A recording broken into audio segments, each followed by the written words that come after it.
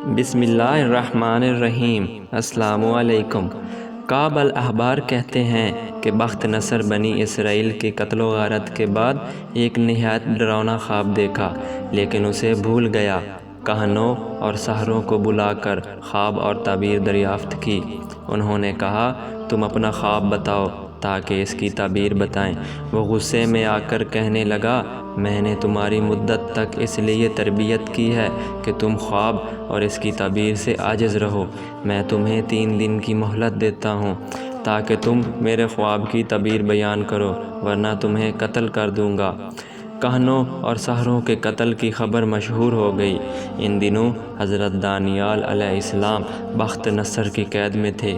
انہوں نے ایک کہنے والے کو کہا، کیا تو مجھے بادشاہ کے سامنے لے جا سکتا ہے؟ میں اس کے خواب اور تعبیر کو جانتا ہوں۔ اس نے بخت نصر کو بتایا تو بخت نصر نے حضرت دانیال علیہ السلام کو اپنے پاس بلایا، لیکن حضرت دانیال علیہ السلام نے اسے اس کی قوم کی عادت کے مطابق سجدہ نہ کیا۔ بخت نصر نے اپنے دربار سے تمام آدمیوں کو باہر نکل جانے کا حکم دیا۔ پھر حضرت دانیال علیہ السلام سے مخاطب ہو کر کہنے لگا، تو نے مجھے سجدہ کیوں نہ کیا؟ انہوں نے کہا، میرا خدا ہے جس نے مجھے اس شرط پر علم تعبیر رویا عطا کیا ہے کہ میں غیر خدا کو سجدہ نہ کروں۔ مجھے ڈر تھا کہ سجدہ کرنے کی صورت میں میرا علم سلب نہ کر لیا جائے اور میں تمہارے خواب کی تعبیر سے عہدہ برا نہ ہو سکوں اور تو مجھے قتل کر دے۔ میں نے یہی بہتر خیال کیا کہ میں ترک سجدہ تیرے ان رنج و علم جن میں تو مبتلا ہے سہل ہوگا۔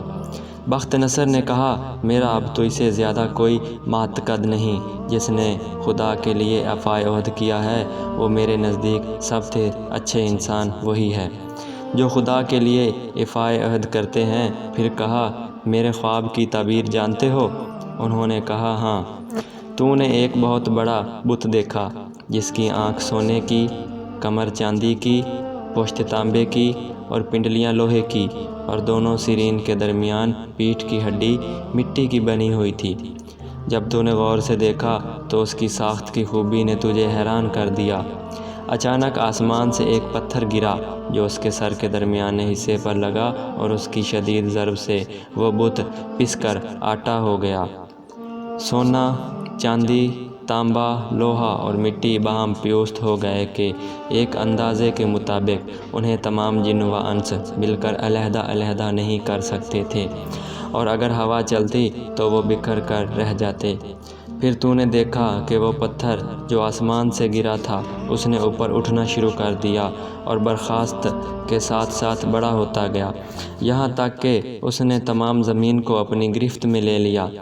پھر ایسا ہوا کہ تجھے زمین و آسمان اور اس پتھر کے علاوہ کوئی چیز نظر نہ آتی تھی۔ بخت نصر بولا، بالکل درست ہے، اب اس کی تعبیر بھی بتائیے۔ حضرت دانیال علیہ السلام نے فرمایا کہ بت مختلف اقوام کا تھا۔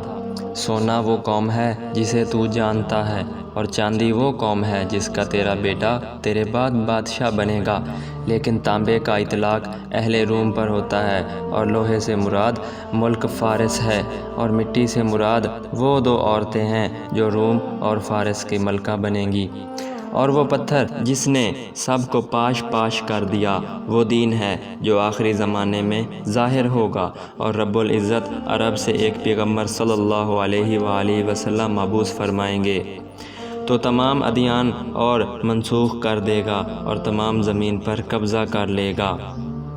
سبحان اللہ۔